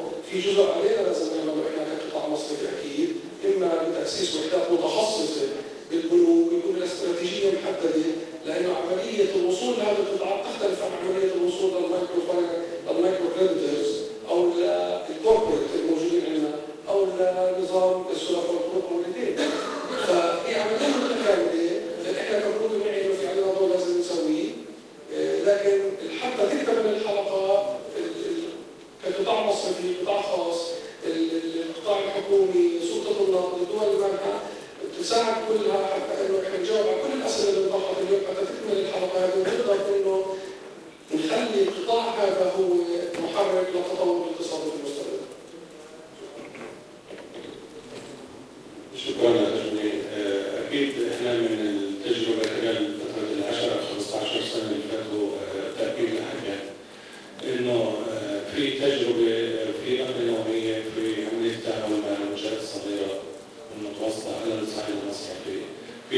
الاحتجاجات كانت لحد ما موفقة من المانحين. يمكن احنا القطاع المصرفي بهاي المرحلة نضج إلى حد ما، وصار دورنا انه احنا نحدد الاحتياجات تبع القطاع المصرفي ونعرضها على الدول المانحة عن اللي كان يصير قبل 10-15 سنة، انه احنا كنا نتلقى البرامج اللي تفرض علينا الدول المانحة. شكرا. يمكن كانت الميمنة هو الإطار العام، رح ندخل شوي بالتفاصيل مع الأخ أحمد والأخ ياس. السؤال إنه البنوك أنا حاليا 17 بنك، في 17 بنك في تفاوت في محفظة المشاريع الصغيرة والمتوسطة لبعض البنوك. في بنوك عندها محافظة لحد ما معقولة، في بنوك تقريبا ما في عندها محافظة. فشو رأيك السبب في إنه في تفاوت ما بين البنوك في التعامل مع المشاريع الصغيرة والمتوسطة؟ مساء الخير. مساء الخير. mainly في أسباب مختلفة بجزء. أنا شايف البنك الباك بتاع البنك نفسه مايكرو فاينانس، بالتالي لما طلعنا من المشاريع الصغيرة شوي كانت ستيب أعلى للتركيزات التنموية. الأسباب من كل الأنظار. طرف خلينا نبدأ من داخل البنوك، البنوك بجزء مؤخرا بدأت تكون هناك أغلب البنوك داخل الرسمية أو على الأقل القوية. فالخبرة اللي بتتراكم اليوم أعتقد إنه البنوك بجوز تكون واحدة من أكثر الجوانب المعادلة جاهزين. لكن الجوانب الأخرى لا زالت تلعب دور، وفي العام القطاع المصرفي تلعب دور داخل القرارات. نقطة فترة ال 15 سنة لحد اليوم أعتقد إنه كانت طلب متزايد على الاهتمام الحكومي، طلب متزايد على الاهتمام من قطاع الأفراد والريتيل، واللي كان الاهتمام الأكبر من النشاط والبنوك. اليوم اللي عم يصير أنا راح أحكي بمنطق ثاني، البنوك في النهاية هي مؤسسات تجارية، وبالتالي التحول وتغيير سياستها مبني على تقدير النقاط أكثر من الاعتبارات الاجتماعية. أكيد بتهم البنوك لكن ليست هي الأساس فقط لاتخاذ القرار. مستوى التنافس في قطاعات الريتيل، وضع المالية العام في مستوى التنافس على تسهيلات أوراق في الاستثمار في الإقراض، في توجه الإقراض الحكومي، هو اللي بيلعب دور الآن في البنوك عم تحاول تفتح سيجمنتس جديد في السوق، سواء كانت تتجه تجاه الSMEs أو حتى المايكرو فاينانس أكبر من المشكلة في الجانب الآخر هو جانب الطلب، وهي النقطة الجزء اللي بيحكي عليها الأستاذ سامي، إنه هناك معوقات من جانب الطلب. إحنا أي طلب لما بنحكي willingness and ability، ليس مجرد الرغبة في الاقتراض معناها صار في عندي فكرة. عندنا المشكلة أساساً تجاوزنا موضوع ضعف الضمانات، لأنه إحنا بنعوض عن ضعف الضمانات العادة بالاقتراض المبني على تحليل الكاش فلو، لأن ضعف البيانات، ضعف مصداقية البيانات، على سبيل هذا نقطة لها، ضعف أو عدم وجود الفصل بين الحسابات الشخصية لمالك المشروع عن حسابات المشروع. واللي اشتغل في هذا القطاع بيعرفوا كيف المشاكل اللي ممكن يواجهها نتيجة أمور مش مرتبطة في النشاط الاقتصادي اللي انحل، لكن مرتبطة في صاحب المشروع جوز مواد الصيف واستغل تمويل المشروع عشان يجوز مبروك. الجانب الآخر هذا هون بيجي دور السوق النقد أكثر أو مؤسسات أخرى من المؤسسات العامة توفر الستاتستكس.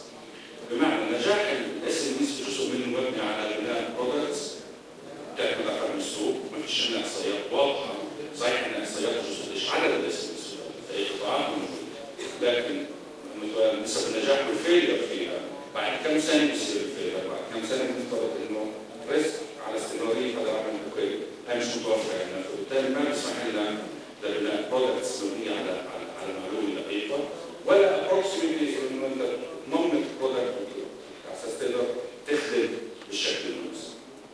إذا بنحكي على تجربتنا إحنا اليوم متأكدين إنه لا زال السوق واسع جدا في الSMEs، وهذا شيء جيد إنه لسه في سيجمنت كبير في السوق قادرين ننمي العمل فيها. على مستوانا إحنا مؤخرا بدأنا نحل محفظة الائتمان التجاري. شوف أساس نفرزها لSME versus corporate. سابقا كان بيعتبر كوميرشال. أنا بركز هون على جانب التمويل أكثر من جانب الخدمات التجارية لما نكون مركز. إلى إنه أكثر من 75% من عدد المفترضين هم SMEs، لكن كأماونت من المحفظة هو بشكله أقل من 30%. وبالتالي لا زال اعتمادنا على الكوربوريت اكبر من الاس عشان اقدر انا اغطي المصاريف الاداريه بتاعتنا من حاجه نتيجه برودكت وماس برودكت ينباع بشكل واضح، وهذا اللي هو بنرجع مره ثانيه لنقطه الاستاتستكس المطلوب. الان وين رايحين احنا في هذا المجال وليش بنوك وين نتوقع بالتقدير زي ما حكيت استمرار ضبط الفوائد نتيجه التنافس في قطاعات الريتيل، وجود بعض التخوف في تمويل القطاع العام وتمويل الحكومه اساسا راح يخلي البنوك تروح اكثر باكثر اتجاه الاسمي، لكن مع ملاحظه ان هذا القطاع يجب يكون في ريسك اعلى، لازم يكون في ريسك بريميوم اعلى في الانترست ريتس. تقديرنا احنا من تجربتنا في بياناتنا انه البريميوم هو من 200 ل 300 نقطه اساس، يعني 2 to 3% اعلى من سعر الكوربوريت، وهي الطريقه الوحيده اذا بتاخذ البريميوم اللي بقدر بس نقدر نفوز في نتوسع في هذا المجال. جواب سؤالك.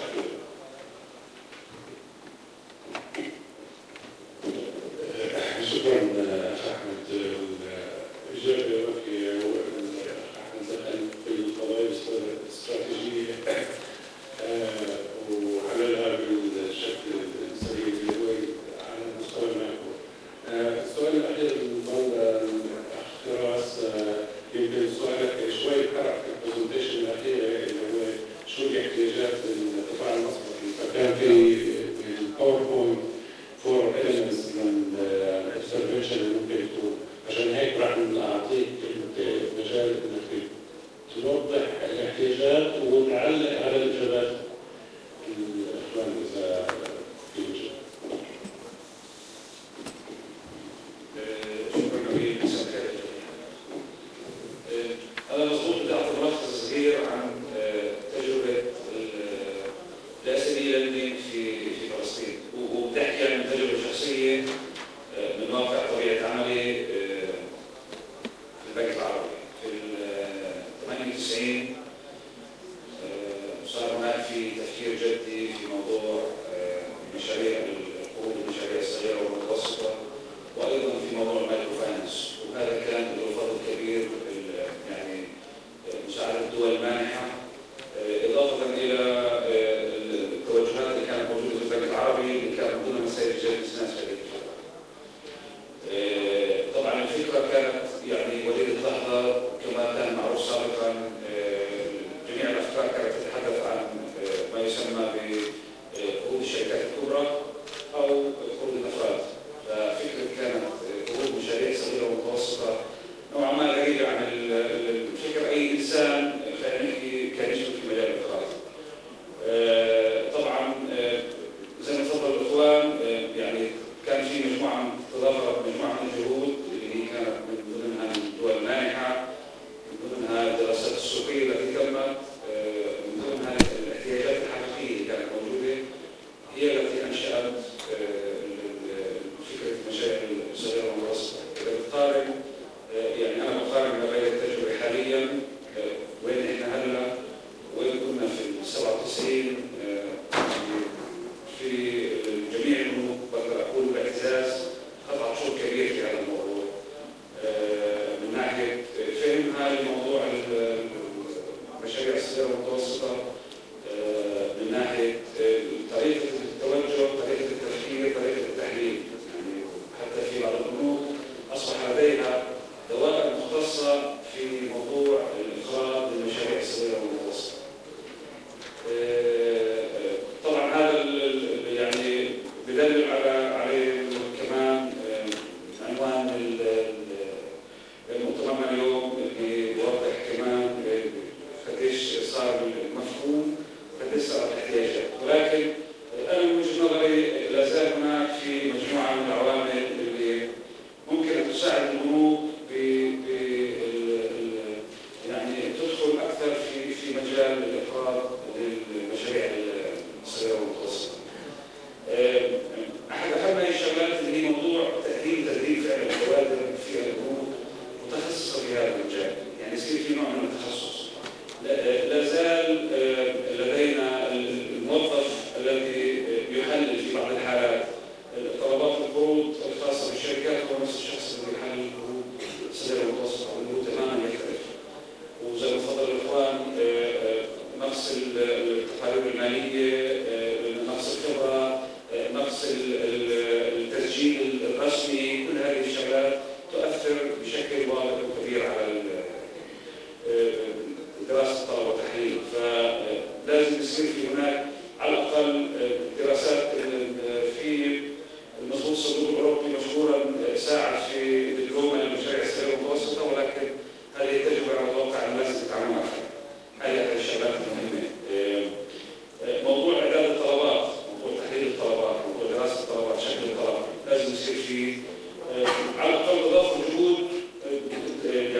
تحت مظله سلطه النقد جمعيه البنوك ممكن تكون اللي فعلا تدرس الاحتياجات الضروريه الواجب تواجدها في طلبات الرؤوس لمشاريع السلام المتوسطه. بتخيل انه في دور مهم برضه للسلطات الرقابيه، سلطه النقد من ناحيه التشجيع اما بواسطه تحفيز البنوك، توجيه البنوك، عمل يعني خلينا نحكي بعض الامور التحفيزيه كما حدث في موضوع تمويل القدس، هذه برضه تشجع البنوك وتحفز البنوك على العمل في مجال القروض الصغيره والمتوسطه. بالاساس يعني هذا اللي ممكن انا يعني استخدمه. طبعا الزملاء تقدموا كثيرا، البرزنتيشن الاي سي برضه كانت يعني فيها فعلا ما هو يعني يغطي هذه الحاجه ويعني شكرا فراس. واضح من المداخلات الخمسه من الخمس برنامجيه انه القطاع المصرفي عارف قدر يقيم الوضع بشكل سليم، قدر عارف انه في تراكم خبرات وفي رغبه في الاستفاده من قطاع المنشآت الصغيره بفرصها التمويليه. فاحنا بنأكد على انه الموضوع مش مرتبط بالاكسس تو فاينانس، مرتبط بالاربع محاور اللي عم نحكي فيها، وهذا بيأكد على ضروره انشاء طريق لمتابعه توصيات المنطقه بحيث انه تذليل العقبات امام فرص تمويل المنشآت الصغيره، لانه بوتنشال بزنس كبير للقطاع المصرفي. القطاع المصرفي دوره في تعزيز الاقتصاد الفلسطيني، وهو بالنهايه وين سيتويشن. نعطي مجال اذا في اي حدا عنده اي استفسار او ملاحظه او سؤال. واحد اثنين ثلاثه. هو بدنا فينا. طيب شكرا للجميع. مين تفضل سلمى. سلمى. تفضل.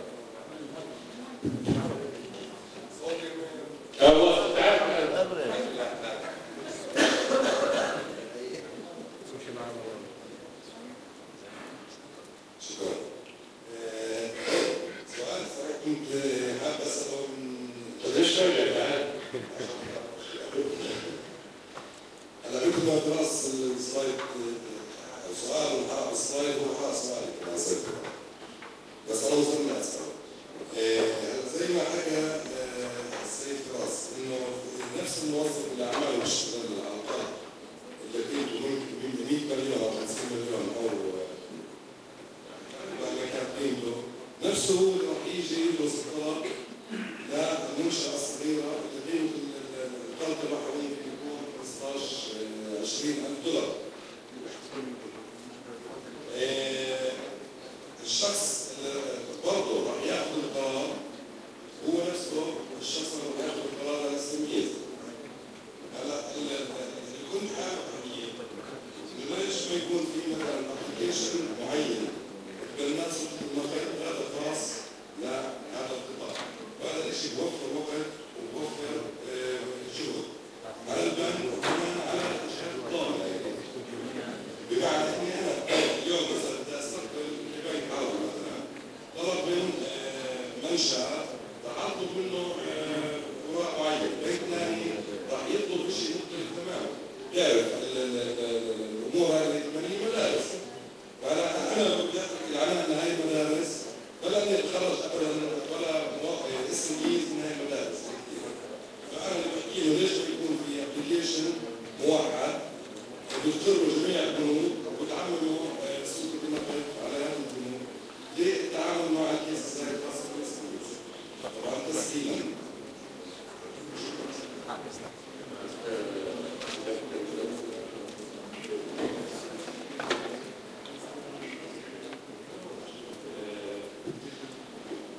يعني اللي تفضل فيه سيد سامر صحيح،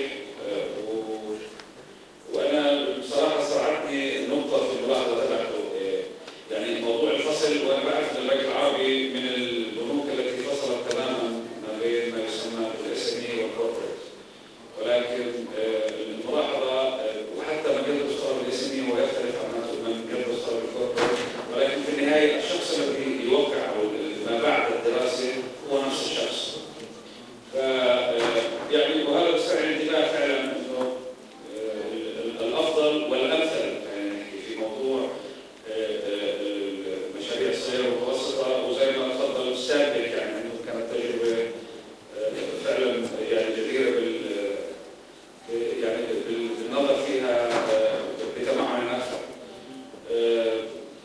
هذا يعني بديش اسميه تصرف شخصي واكثر من انه يعني انا اللي بمثل دور الكوربريت في جهه وبطلب تقارير ماليه وبطلب معلومات وبطلب هيستوريكال داتا وبعمل كاش فلو فوركاستد ومحسوب بطريقه علميه وكل هذه الارقام. بالمقابل باجي بدرس طلب لمشاريع صغيره ومتوسطه يعتمد على حدس موظف اللي موجود عندي اللي نزل زار المشروع وبكل بساطه يعني ببديهيته وبمعرفته وباسئلته التي سالها استطاع ان يستخرج بعض البيانات الماليه اللي يجمعها ويضعها في ميزانيه تقديريه وفي هيستوريكال داتا وكاش فلو.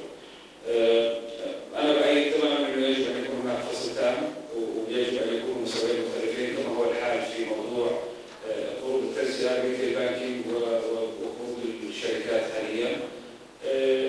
بخصوص موضوع المتطلبات يعني هذا الموضوع صحيح يجب ان يكون هناك ستاندرد لهذه المتطلبات، لازم يكون هناك معيار موجود ومحدد. بخلاف سلطة النقد يجب ان تتدخل في هذا الموضوع اكثر منه ممكن تكون هي جمعيه البنوك اللي هي مظله الحامل التي تجمع البنوك جميعا، زائد يبقى هناك في خصوصيه لكل بنك واخر في موضوع طلبات واستفسارات وهي عباره عن شهادات. فاذا احنا فعلا استطعنا ان نؤهل كادر كفؤ قادر على دراسه هذه المشاريع بمهنيه عاليه، انا بتوقع يعني من وجهه نظري المتواضعه انه فعلا راح يستطيعوا انهم يعني يطلبوا نفس الطلبات او بمعايير مهنيه.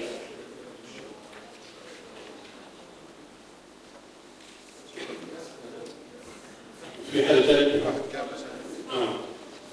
ما سألناكيش يا ولد. Guarantee funds عملتوا analysis on applications ما وصلت اصلا for guarantee funds لانه في مجموعه applications that never make it up to you to take a look at. I think there's a lot of lessons to be learned there to see if they're being risk averse or not. Have you ever looked at that, analyzed it?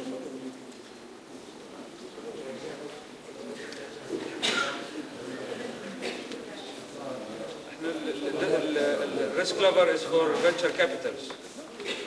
Risk lovers are venture capitalists. We're risk aware. Yeah, of course, definitely. That's why we have venture capitalists actually.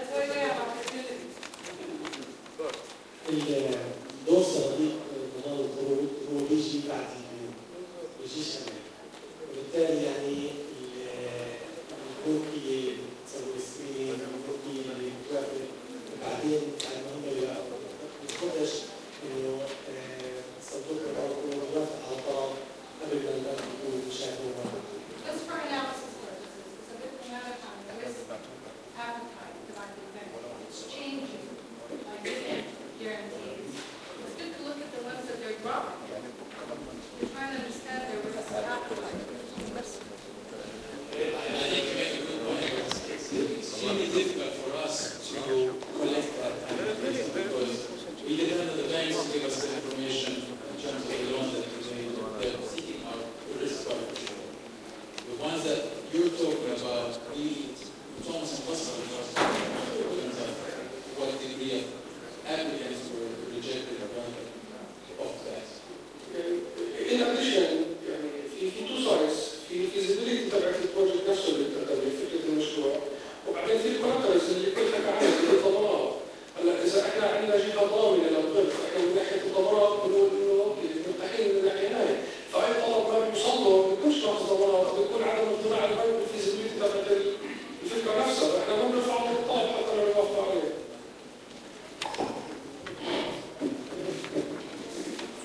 سؤال في أسئلة ثانية؟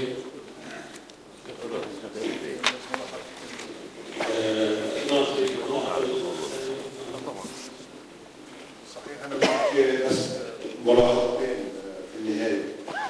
أولا بتذكر من يوم يعني كان لي علاقة في موضوع المشاريع الصغيرة وفترة إلى حد ما جيد كافي. الوقت طويل والمحاولات كثيرة بس النتائج لا تتناسب مع الجهد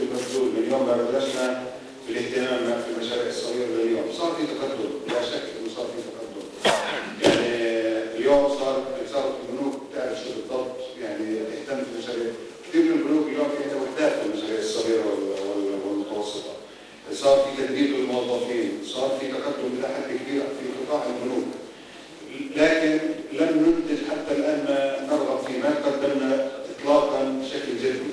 يعني كانت نسبه، اذا بتذكر انا، كانت نسبه تمويل المشاريع الصغيره بجوز 5%، صارت 15 بعد بجوز عشرات او 10 سنين او 15 سنه من الجهد. مره ثانيه انا باعتقادي السبب عدم تنظيم القطاع. قطاع المشاريع الصغيره والمتوسطه هذه توصيه يعني اساسيه. اذا بدنا ننمو، بدنا نعمل تنميه اقتصاديه في البلد، الطريق الوحيد للمشاريع الصغيره والمتوسطه، واذا بدنا نطور المشاريع الصغيره والمتوسطه الطريق الوحيد تنظيم القطاع نفسه.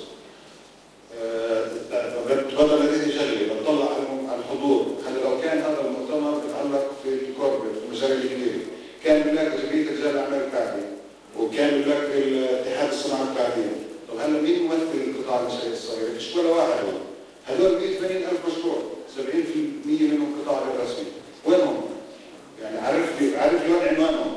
بالتالي النقطه الرئيسيه يجب ان يكون ممثل لقطاع المشاريع الصغيره يحميهم، يفهم شو بدهم، يقدم لهم الخدمات اللي بدهم اياها.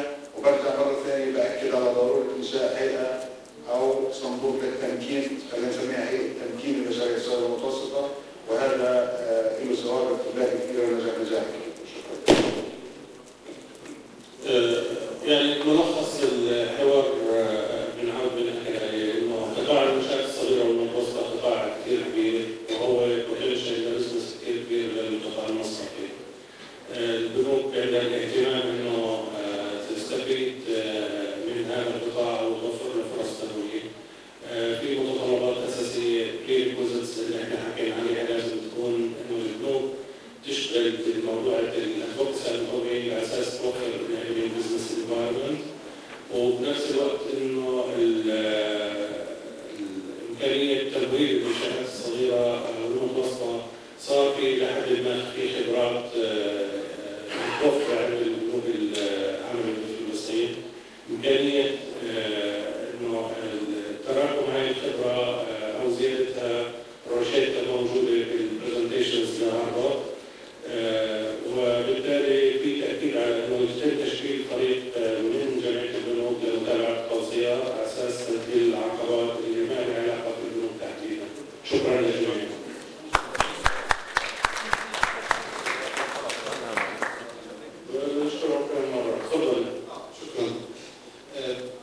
عندك بس على موضوع السيد سامي اللي هو جاهزيه البنوك وقدره الاستفيز اليوم اللي موجوده على الحصول على التمويلات للعمل، اللي يعني كان الحكي انه البنوك جاهزه بس الاساسيين مش موجودين.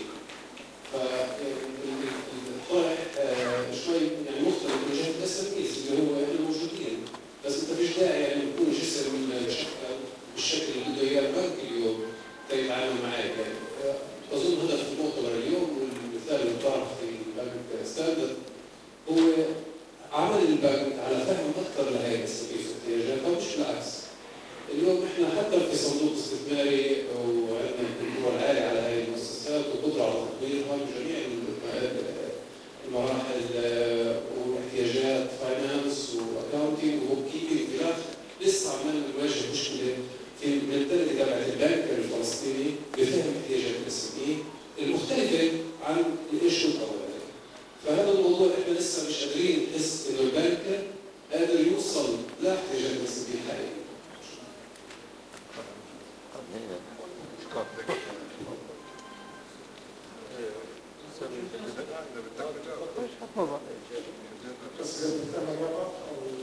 بس سامي المفروض يرد على الاخ. يعني لا يمكن واحد يخدم جهه هي مش جاهزه. يعني انا بقصد القطاعات الاكثر تنظيما، مثلا قطاع الاي تي بجوز يكونوا يعني شوي عندهم شويه تكوين موجودين ولهم ممثل زي بيتا مثلا. بس في كثير قطاعات، انا بقصد القطاعات البعيده، مئات الالاف من الناس والمشاريع اللي ما بيعرفوا بالضبط اصلا انه في وجود تمويل او ما بيقدروا يوصلوا. بالتالي بدهم تنظيم وبدهم ترتيب. هذا مقصود. احنا في البنك الاسلامي العربي سمعت بالتجربه. احنا عندنا 3 وحدات، واحده للكوربريت، واحده للمشاريع الصغيره، واحده للريتيل. الريتيل والمشاريع والكوربريت ماشي بشكل سريع وسهل وسلس، لانه القطاع الكوربريت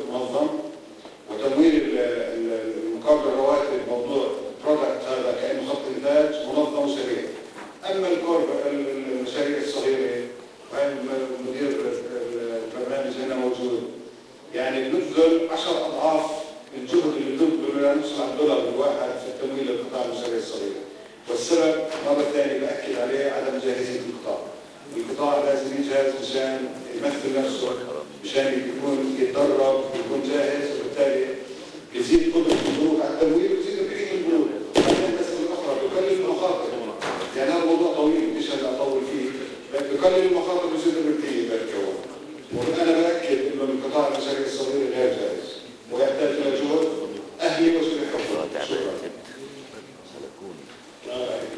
السنة بدأت عن الموضوع مش كتير سوداوي زي ما انت بتتصور ولا درجة. يعني احنا مثلا بتطلعوا على التسهيلات اللي منحها البنوك، يعني مش حكى كل البنوك، بس بالنسبة مثلا محفظة بنك فلسطين استطاع ان نسبة الإقراض أو حجم محفظة الإقراض للمشاريع الصغيرة والمتوسطة تحديدا حوالي 125 مليون دولار، كان منها فقط عن العام السابق حوالي 30 مليون دولار. هي الصورة مش للدرجة مأساوية يعني أو سوداوية أو إنه مفيش مشاريع صغيرة متوسطة.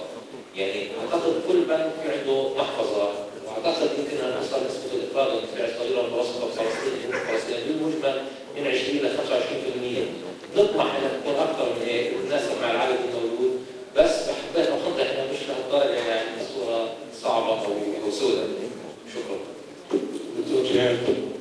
بس بدي أرد على ختام الجلسة، يعني إنه عمليا إحنا في عندنا 4 أطراف أساسية، يعني في عندنا دور الحكومة، في دور سلطة النقد، في دور للبنوك، وفي دور للNGOs والمؤسسات الأخرى الموجودة اللي لازم يكون في توحيد هذا الجهود لدعم هذا القطاع، يعني لا يمكن إنه طرف واحد يقدر ينهض هذا الوضع.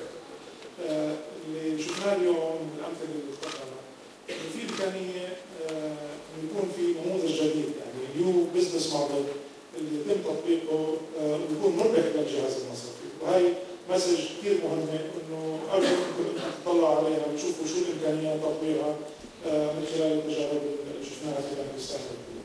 هذه النقطة. النقطة الثانية إنه إحنا كسلطة نقد إحنا مستعدين في أي شيء ممكن نعمله لتسهيل هذه المهمة، يعني قضية البيروقراطية، قضية التعليمات اللي ممكن إنه نخففها بشكل زي ما عملنا مع مؤسسات الإقراض الصغيرة. إحنا كسلطة نقد هلا إحنا نرخص مؤسسات الإقراض وطريقتنا في التعامل معهم هي لا تاتش ريجوليشن، يعني انه خفيف، مش فقط يكون في عندك الاساسيات تبع الفاينانشال ستيتمنت، الجفرنس، الحوكمه، الاساسيات موجوده، احنا خليك اشتغل واحنا مستعدين للعمل مع تدريب وقاعده البيانات وكل الدعم موجود على اساس انه يزيد نسبه الاقراض، وصار في شغلات ايجابيه كثير في هذا القطاع.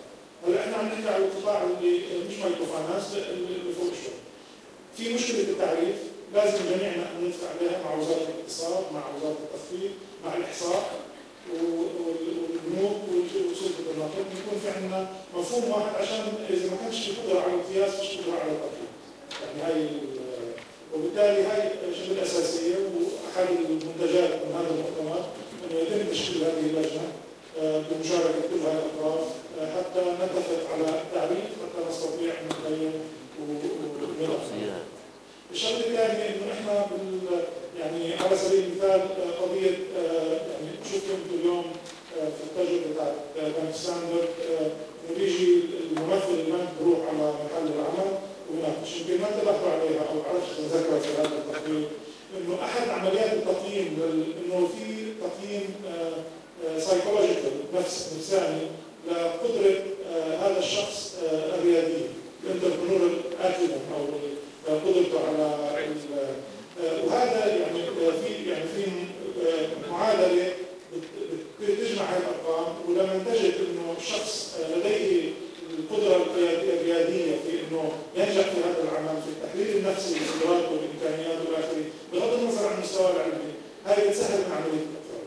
كمان انه البيبر ورك مش انه بيبعث ويقدم طلب ويعرف يكتب طلب الى اخره، في صعوبه في هذا الموضوع. وبالتالي انه البنك عم يتحمل جزء من هذا من خلال فورمولا واضحه وسهله وحد معين، انه صح في شويه مخاطر زياده، ولكن ضمن هذا الحد ممكن انه الواحد يكون متساهل ويتحمل من خلال نسبه يعني التثبيت العاليه في هذا القطاع انه المخاطر الموجوده مخاطر السيطره، وبالتالي يستطيع ان يخاطر ويحقق. في جزء ايضا له علاقه بمؤسسات مؤسسات جمعيه المحاسبه والمؤسسات، انه احد مشاكل الشركات المؤسسات الصغيره انه ما عندها قدره حتى تقدم للبنك. يعني الاخت اللي تحدثت قبل قليل ليش نسبه الريجكشن، اعتقد انه نسبه الريجكشن عاليه جدا. يعني احنا نسبه التعثر في الجهاز المصرفي لا تتجاوز 2.8%. يعني ليش نسبه التعثر؟ لانه البنوك محافظه، وبالتالي انه انا متاكد انه يمكن من كل 10 او 15 طلب يمكن طلب او طلبين فقط اللي بمرقوا ليروحوا للمرحله الثانيه. فاحد الاسباب الاساسيه انه ما في قدره لهذه المؤسسات على انه يقدم طلب او يعمل فيزيبيليتي ستدي، وبالتالي جزء ايضا مطلوب ضمن هذا القطاع انه يكون في قدره على مساعده يعني الاشخاص هؤلاء. كنا عم نحكي على مركز مساعده او تطوير المؤسسات المنشآت الصغيره، انه يكون في خبراء ممكن يساعدوهم على كيف يعملوا يعني دراسه جدوى بسيطه، انه ممكن انه في قضيه البيانات الماليه، قضيه الريسيفبلز الكاش فلو موجود. يعني هاي ما يعني فيش قدره على استشراف المستقبل، يعني وجود دخل اللي يجي او لا يجي، وبالتالي بحاجه انه يكون على الاقل في نموذج صغير بسيط، يكون في برامج من خلال جمعيه المحاسبين، انه يكون جزء حتى من المسؤوليه الاجتماعيه للمحاسبين انه يساعدوا هذه المؤسسات الصغيره كجزء من عمل. واحنا كسلطه نقد بالمعهد المصرفي مستعدين ايضا نساعد في عمليات تدريب للمدربين ممكن ينتشروا في انحاء الوطن، ممكن التعاون مع البلديات، ممكن التعاون مع الحكومه او مع المؤسسات الNGOs، انه نطور هذه البرامج اللي تساعد انه يعني على الاقل هذا الجزء ضعف في قضيه. يعني قد يكون انه لدى الشخص فكره ناجحه ولكن ليس لديه القدره على التعبير عنها بالمفهوم المصرفي، انه ان يكون لديه دراسه جدوى او وان يكون لديه الضمانات المطلوبه، وهي المشكله الاساسيه.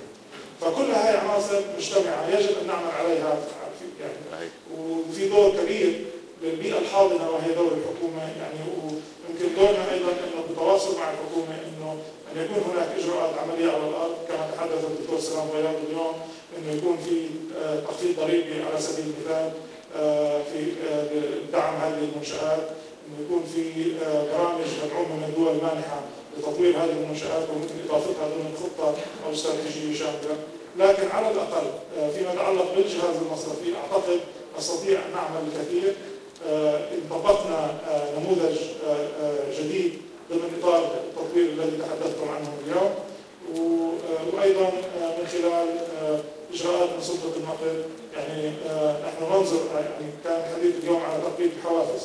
اعتقد تجربتنا في القدس كانت تجربه جيده جدا، لانه نسبه الاقراض في القدس يعني قبل القرار وبعد القرار ارتفعت بنسبه معقوله، نسبه تشير انه فعلا اذا كان هناك حافز للبنوك لتقديم القروض تخفيض سلطه النقد لنسبه الاحتياط فيما يتعلق بهذه القروض كان له فائده ومنفعه، وبالتالي نستطيع على الاقل في المرحله الاولى ان هناك، يعني اذا جمعنا احنا الاموال اللي لديها ضمانات يعني في الجهاز المصرفي، تجد ان نسبه الرفع المالي لهذه الاموال صغيره جدا. يعني نحن نستطيع ان نرفع على الاقل ان نزيد الاقراض في هذا المجال 3 أضعاف دون ان نزيد نسبه المخاطر الموجوده حاليا في الجهاز المصرفي وبكل اريحيه. يعني وبالتالي على الاقل فيما يتعلق قمنا بتجميع كل اموال ضمان القروض الموجوده. يعني هناك يعني عدا عن الاوروبي، الصندوق الاوروبي وامان وغيرها من المؤسسات، هناك المنح الفرنسيه، هناك منح ايطاليه، هناك مبالغ صغيره، هناك مؤسسات زي الاتصالات اللي لديها صناديق صغيره 3 مليون، 5 مليون، مليون هون، مليون هون.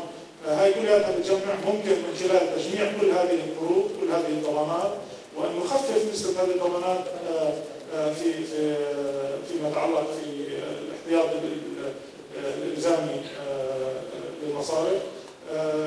قد تكون نسبه تناسب، يعني مش بالضروره ان يكون يعني كخطوه اولى، وهذا المفروض ان ينعكس ايضا ليس فقط في زياده الربحيه للبنك انه نظرنا في نفس الوضع، انه ايضا يكون في تخفيف في عمليه الفوائد.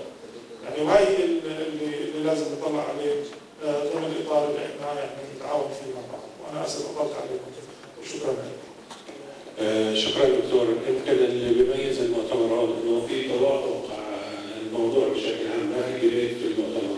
اهم شيء انه احنا هذا المؤتمر ما يكون مجرد نشاط وتغطى صحفيا وخلصنا، انه يتم عمليه المتابعه